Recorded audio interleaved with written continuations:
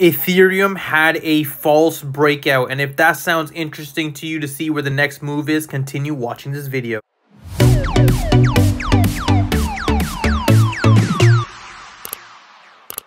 Hey guys, Pingu Charts here. Welcome back to another Ethereum analysis. Now this morning we were retesting these highs at 1680, and I did mention that it is looking quite bearish, and again we were looking to retest that level at 1706. We did get a wick above to the 1686 level, but it looks like Ethereum just rejected with this candlestick, and we had this massive move to the downside.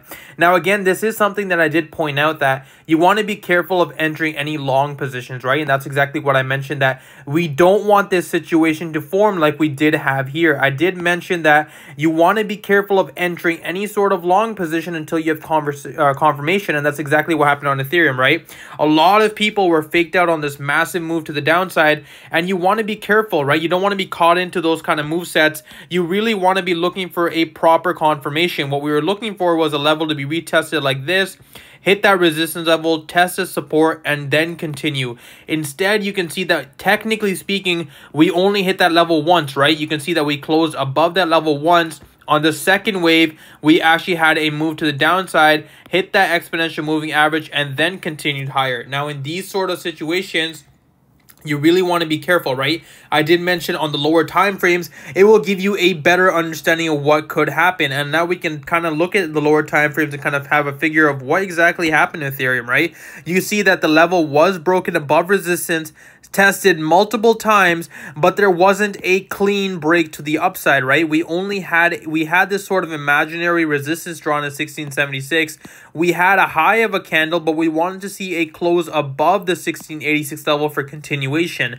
Instead, we had this gravestone doji pointing to the bears are very much in control, and then we saw this massive move to the downside, right? This was a confirmation.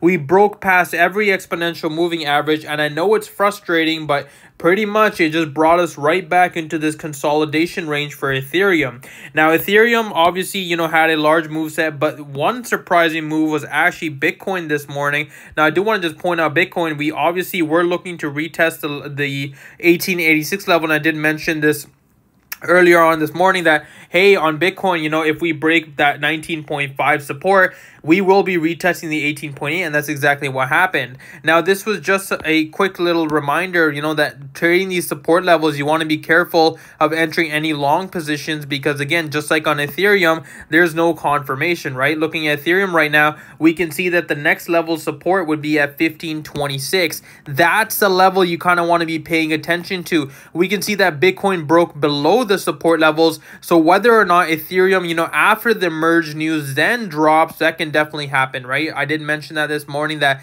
technically speaking, Ethereum is kind of in its own little range right now because of the upcoming merge.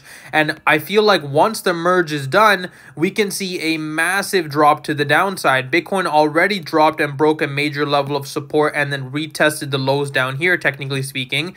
But it looks like on Ethereum, we might just be ranging for a while, and we may actually see that wake above, or we might just see a break below support and then a continuation of a downtrend, right? Looking on Ethereum on the overall picture, we can see that Ethereum has been in this weird little range for quite a while, and has been more of a still kind of technically consolidation range, right? We haven't seen that same drop that we saw on Bitcoin over at the 25k level like we did on Ethereum, right? Ethereum still kind of ranging in this level, but I do think that if we do break below these support levels, the massive support at $1,000 will be tested. You can see that that level was tested once, twice, 3 times, and as you guys know, on the 4th test, that level will not hold. So that is something to pay attention to as of right now with the merge news. I really don't see Ethereum making that large of a move set. Whether or not this is just a fake out or a bear trap, we will have to wait and see how it closes into the night, and early next morning I'll make another video and let you guys know.